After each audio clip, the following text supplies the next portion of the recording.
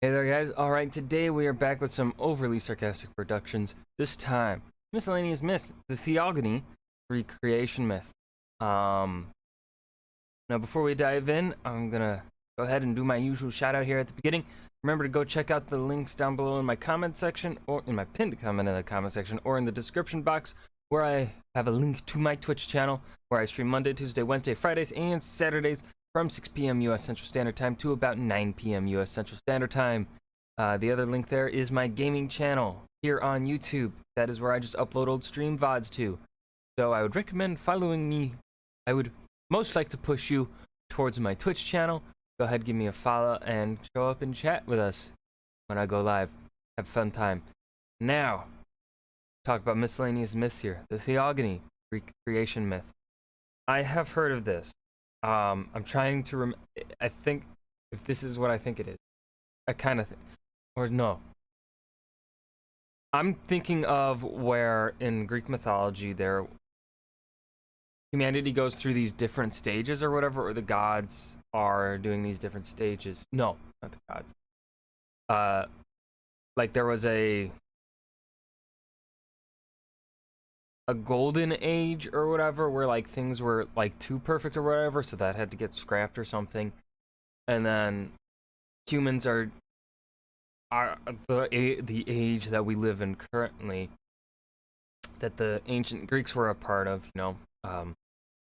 They referred to them as they were a part of some other age. I can't remember the right terms that they used for them, but I don't know if that's the Theogony.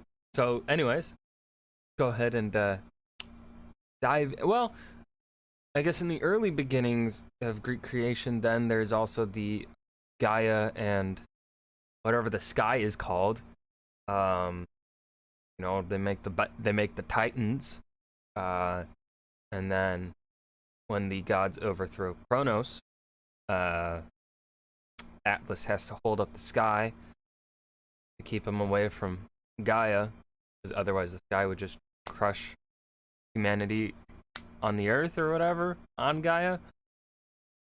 I'm going off the top of my head here. Let's dive in. You know how urban fantasy writers really like doing that all myths are true thing, so they try really hard to find some way to make sense of every world mythology being real all at once, and how sometimes it works okay, but sometimes it just comes across as really busy. No disrespect to fables. I like the characters, but what is the plot? And incoherent? Well, I'm gonna let you in on a little secret about Greek mythology. Hesiod did it first. See, Greek mythology isn't internally consistent, because no mythology is, but that didn't stop Greek writers like Hesiod, a contemporary of Homer and one of the earliest sources we have, from trying to make consolidated narratives out of every random regional myth they could get their hands on. In Hesiod's case, his efforts famously produced the Theogony, an attempt to outline the genealogy of every single Greek god. I'm not talking the Big 12 here, I mean all of them. You want to know the names of all 50 Nereids? All 3,000 Oceanid nymphs? Well, Hesiod maybe can't give you all 3,000, but he's more than happy to rattle off 41 of them. Ever fucking nice! wonder what specific combination of titanic boinking produced the Oneiroid, the ash nymphs, the Hesperides? Well, don't you worry, Hesiod has it down. Everyone's got a place in the family tree. Everyone. So yeah, on a scale of 1 to American gods, Hesiod's ranking maybe a 3.5 on the actually making this interesting meter. That said, the Theogony is more than the world's most pompous flashcard set. Scattered haphazardly through its endless lists of meaningless names is a genuinely fascinating narrative of gods and monsters and the creation of the ancient Greek world we all know and love. So let's set aside the genealogical aspect for now and focus on the fun part, the ancient Greek creation myth. So, in the beginning, there's nothing but chaos, a vague entity representing some sort of primordial emptiness pre-anything happening. But it's not alone for long, as soon enough Gaia, Tartarus, and Eros pop out of nowhere, representing the primordial earth, abyss, and existential concept of love, respectively. Chaos takes a cue and spoots out Erebos and Nyx, darkness and night respectively, and then I guess goes and takes a nap because that's the last we hear of it forever. While Nyx and Erebos are off bumping abstract concepts and creating the day-night cycle, Gaia crafts herself a partner, an equal and opposite in the form of Uranos, the sky to her earth. The two of them promptly get busy and crank out 3 sets of siblings. They get boinkin'. Themis, Rhea, Phoebe, Thea, Tethys. That last one. First 12 titans. Oh, wait, no, let me see the gents. I want to see the gents. Two of them promptly get busy too fast. And crank out 3 sets of siblings. First the gents, here we go. Iapetos, Kronos, we know that one. Whatever. Hyperion, heard of that one. Oceanus, heard of that one. Crius. 12 titans, then Cyclopses. Argus, Brontes, Theropes. 3 Cyclopses, and finally 3 Hecatoncheires. Ah! They're hideous! I mean, they're beautiful. Ludicrously powerful giants with 50 heads and 100 arms each. Now, the Titans, Cyclopses, and Hecatoncheires have their differences, but they're united in their complete and utter hatred of Uranos for seemingly no reason at first, although it rapidly becomes justified when Uranos takes to imprisoning his more monstrous Well, that was a bit of a dick move, Uranos. children in secret locations under the earth. Gaia gets fed up with If he won't be responsible about his kids, he's not getting any more.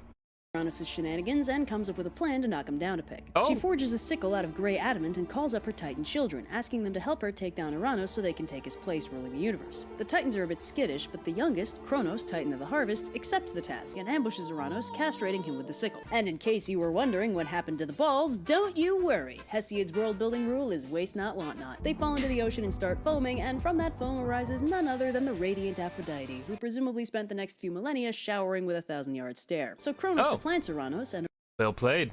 Enjoy your new universe, Titan. Uranos officially dubs him and his siblings Titans, which apparently means stretchers, the idea being that they stretched beyond their means in order to overthrow him. So this is officially Welcome to the Titan Age. when the Titan Age begins. Coincidentally, this is also around the time a whole bunch of death and destruction gods and classic monsters start popping out of the woodwork. So Kronos takes his sister Rhea as a wife, and they start cranking Sister? Oh yeah, I forgot it's the fucking Greeks. Never out mind. kids. But Gaia and Uranos It's just a heads up, those are gonna be a problem for you. warn Kronos that he's fated to be overthrown by one of his children. So as a safety precaution, Kronos swallows each of his Well, better safe than sorry. children as soon as they're born. Bit extreme, but I guess the god of safe contraceptive measures didn't exist yet. After losing Hestia, Demeter, Hera, Hades, and Poseidon to Kronos' exceedingly inefficient air disposal method, Rhea asks Gaia and Uranos for help keeping her 6th kid, Zeus, alive. And Gaia spirits the baby away to a secret location in the mountains while Rhea Hey, Rhea, where's the baby? Just, cleaning him up for you, dear. replaces him with a blanket-covered rock. So young Zeus is raised Maybe I should be in charge of stuff. What a concept. in secret by Gaia, and somewhere along the line decides the thing to do is supplant his father Kronos and take his place as ruler of the universe. So with the help of Metis, an Oceanid nymph with a serious talent for cunning plans, he slips Kronos a poison that causes him to throw up the kids he ate. Zeus, now allied with his 5 siblings, gives himself an additional edge by freeing the 3 Cyclopses from their prison, and in gratitude they forge him his lightning bolts. Zeus, now geared up with weapons and allies, rallies support from the frankly ridiculous number of minor gods running around at this point, and goes to war with the Titans. The conflict lasts Psst. Try freeing the living siege weapons. for 10 straight years until Gaia suggests that Zeus could maybe free the Hecatoncheires too, and it turns out the ridiculously Yeah, bonk. strong 50-headed, 100-handed rock-chucking giants were exactly what he needed to turn the tables and finally overthrow Kronos. Kronos and his allies Welcome to the Olympian Age. are thrown into Tartarus, and Zeus takes his place as king of the cosmos. After a short Sweet. Still better than the underworld. Why didn't we do this by seniority? interlude where he, Poseidon, and Hades draw lots to determine who exactly gets to lord over what bits of the universe. So Zeus marries Metis and she gets pregnant, but Zeus is warned by Just a heads up. This doesn't end well. Gaia, what is wrong with you?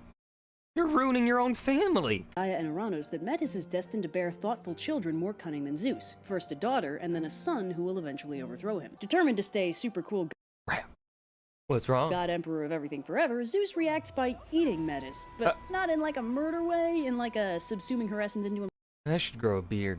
Hey, yeah. himself so she can provide him with wisdom and advice kind of way. And that this is where fair? Athena comes in. Yeah, still a huge dick move. Also really ironic considering Metis helped him overthrow Kronos by making him puke. Guess the lesson here is never do any favors for Zeus. In the meantime, Zeus marries Hera and she has Ares and Hephaestus. Then he has a fling with Leto Now, how am I gonna tell you two tykes apart? that produces Artemis and Apollo, and then one day Zeus develops an absolutely splitting headache. And when he responds extremely literally by actually splitting his head open to relieve the pressure, Metis' daughter Athena pops out of his forehead fully grown and ready to kick some ass. Turns out absorbing your Oops, I was aiming for the nose. pregnant wife can have unforeseen medical consequences. Ask your doctor. Do not absorb your pregnant spouse if you are already pregnant. Do not consume raw or undercooked fish or eggs after absorbing your pregnant spouse. Do not drink, smoke, or expose yourself to dyes or paints after absorbing your pregnant spouse. Side effects of absorbing your pregnant spouse may include migraines, dizziness, childbirth, weight gain, brain gain, nausea, heartburn, brain burn, guilty conscience, pantheon expansion, swollen ankles, decreased cranial integrity, lethargy, symbolism, ominous prophecies. Absorbing your children or pregnant spouse is only 85% effective at preventing prophesied overthrow. I didn't get to read it all. Well, hold on. Do I try and go frame by frame to see if I could No, I'm too easy. Anyway, rounding out the Olympian roster, Zeus has a fling with the Pleiad Maya, producing Hermes, and lastly, a Welcome to the Esoteric Birth Club. complicated fling with the mortal Semele, producing the equally complicated Dionysus. Zeus, having Smarter than your dad. Thank you. Thank you. I know. successfully dodged the destiny of being supplanted by his own kid by learning the lessons of history that his father failed to internalize, proceeds to flagrantly bang I'm gonna go bang everything with less than 6 legs. Why less than 6 legs? Huh? Discriminating against 7 legs? Huh? Huh, Zeus? What's wrong with you? his way across the entire Mediterranean, secure in the knowledge that this could literally never go badly for him. Ever. Ever. Nope. Zeus's divine down-unders are a Wait, but I thought Kratos... No, yeah, Kratos is the son of Zeus. Fuck. I don't... What was I thinking? What was going on in my head? consequence-free zone. Except that one time where he had Oh, no, that's not a good idea. We really should get you a normal human boyfriend. to specifically not bang Thetis because she was fated to bear a son stronger than his father. But other than that, no worries, right? Seriously, why keep tempting fate? Just bag it up if ruling the cosmos is so important to you. Welcome to your life. There's no This song was a huge pain for me for some reason. Sorry for the iffy parts. NSP made it look so easy. Now, music words. So where's my urban fantasy series about Athena's younger brother born from Zeus's conception of him? I mean, if Metis is stuck hanging around in Zeus's brain, if Zeus spends too much time worrying about his hypothetical heir, wouldn't it make sense for that to allow Metis to conceive him? Then he could pop out of Zeus's head, overthrow him, and kick off a new age of gods. I'm just saying, I think that could be seriously kick-ass. That could be fucking kick-ass. You're goddamn right, Red. Goddamn right. That was Miscellaneous Myths, the Theogony, Greek creation myth. Yeah, this is just the story that, you know, I wasn't quite certain what this was going to be about. Like, if this was going to be about, like, Kronos, or this was going to be about just the gods, or what. But yeah, this is the story that I think everyone, if you've heard of Greek, like, if you've ever had, like, learned about, or been told about Greek mythology, you know this story. So yeah, nothing too special here, but I love Red's drawings, and well, Red's way of telling a story is phenomenal. So yeah, I hope you guys enjoyed. Remember to hit that like button and subscribe for more, and I'll see you guys in the next video. Peace.